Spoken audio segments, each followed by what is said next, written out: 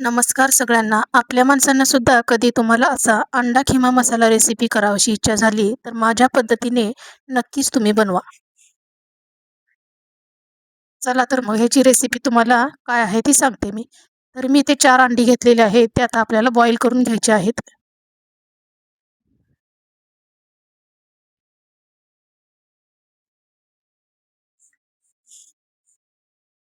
तर मी इकडे अंडी अशी उकडायला टाकलेली आहेत.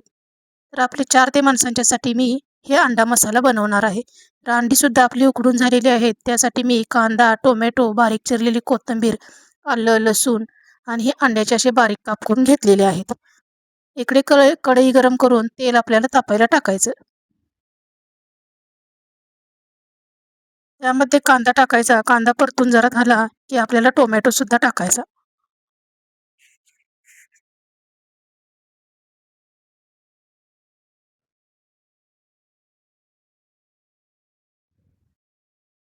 तर प्रत्येक वेळी आपण अंड्याचा रस्सा, अंडा भुर्जीच बनवतो. त्यापेक्षा आपण अंडा मसाला आज बनवून बघूयाच. तर हे सगळे मी मसाले घेतलेले आहेत. लाल तिखट,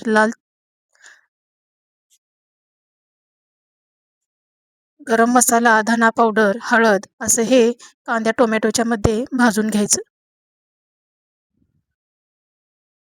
तेल सुटेपर्यंत आपले मसाले भाजले, की थोडंसं अगदी गरम पाणी टाकायचं यामध्ये. गरम पाण्याने कुठल्याही भाजीची चव एकदम छान वाढते.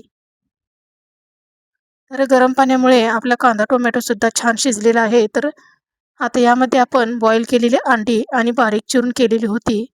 चवीपुरतं थोडं मीठ टाकून हे आता आपल्याला यामध्ये अंडी घालायची आहेत बारीक चिरलेली.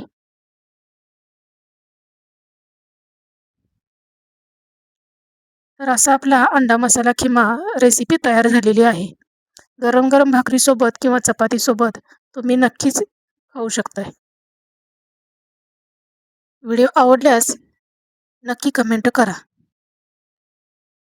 वरून अशी थोडी कोथिंबीर पसरवायची आणि 2 ते 3 मिनिटं झाकण ठेवून ह्याला छान वाफ द्यायची.